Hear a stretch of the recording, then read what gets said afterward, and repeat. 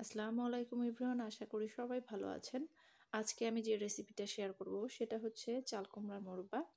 তো এই রেসিপিটা আপনারা যদি না টেনে দেখেন তাহলে কিন্তু খুব সহজে আপনারা বাড়িতে বানিয়ে নিতে পারবেন এই চাল কুমড়ার মোরব্বা।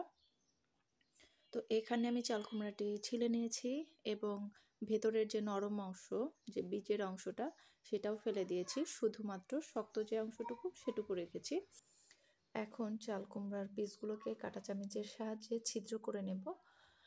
এটাকে অনেকে খেজুরের কাঁটা দিয়ে করে থাকে, তো আমার কাছে মনে হয় যে কাঁটা চামচের সাহায্যে করলেই দ্রুত হয়।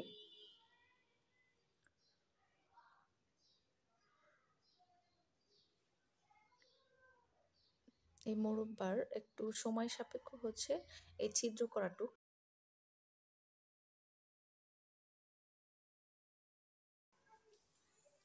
তো এভাবে করে সুন্দর করে প্রত্যেকটা জায়গাতে ছিদ্র করে নিতে হবে, কোথাও যেন বাদ না থাকে। তো দেখুন আমি কিন্তু সুন্দর করে ছিদ্র করে নিচ্ছি। এখন উল্টিয়ে এই সাইডটাতেও ছিদ্র করে নিতে হবে। এভাবে প্রত্যেকটা পিস ছিদ্র করে নিতে হবে।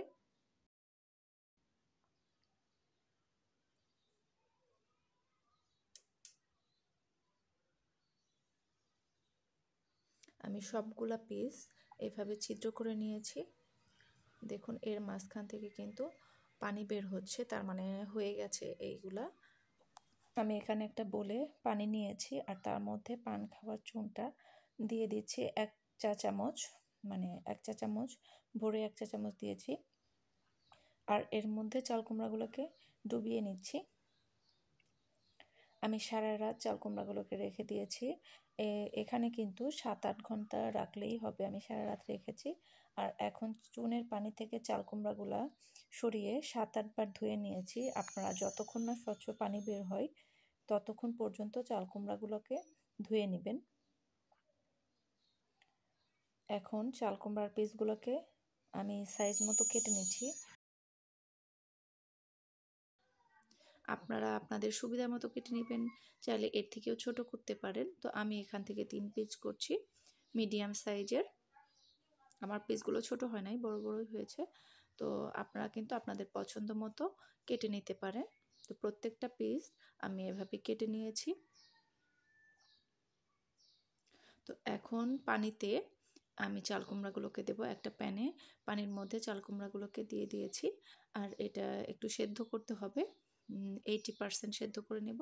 মানে সেদ্ধ করব, তবে একদম নরম করে ফেলবো না, ভাপিয়ে নেব আর কি। তো এখন চাল কুমড়াগুলোকে আমি তুলে নিচ্ছি একটা বলে।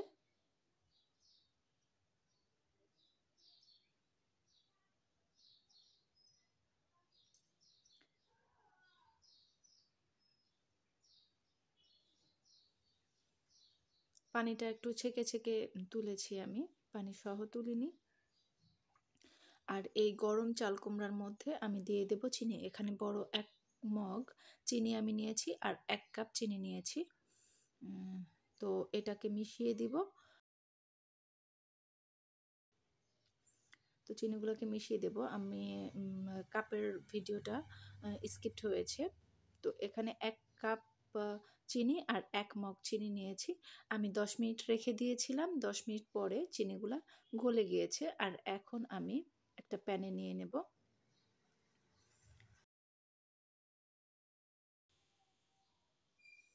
আর এখন একটু মৃদু আছে আমি চাল কুমড়াগুলোকে নেড়ে নেব। আর এর মধ্যে 2টা এলাচ দিয়ে দিচ্ছি। আপনারা চাইলে দারুচিনি দিতে পারেন, তবে আমি শুধু এলাচি দিয়েছি। হালকা মিডিয়াম আছে চাল কুমড়াগুলোকে নেড়ে নিচ্ছি। বেশি তাপ দিলে দেখা যাবে যে লাল হয়ে যাবে চাল কুমড়াগুলা, কালার নষ্ট হয়ে যাবে। এই জন্যে হালকা আছে জাল করে নিতে হবে।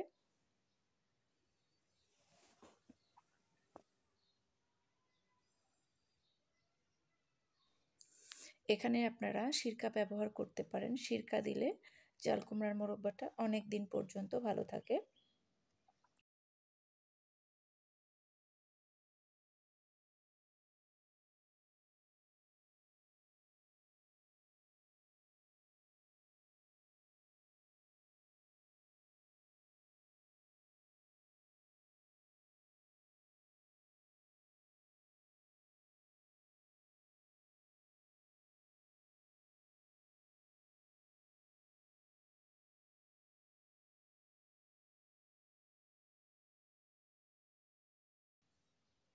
তো দেখুন এখন কিন্তু চিনিটা টেনে এসেছে, অনবরত নাড়তে হবে। আর যখন দেখবেন যে সাইড দিয়ে সাদা সাদা হয়ে গিয়েছে তখন এটাকে আমি নামিয়ে নেব। এখানে দেখুন আঠা আঠা ভাব হয়ে গেছে আর এই 4 সাইড দিয়ে দেখেন সাদা সাদা হয়ে গেছে। তো আমি এটাকে নামিয়ে নিয়েছি। হয়ে গেল আমার সুন্দর এই মোরব্বা। আপনারাও কিন্তু সহজেই বাড়িতে বানিয়ে নিতে পারেন।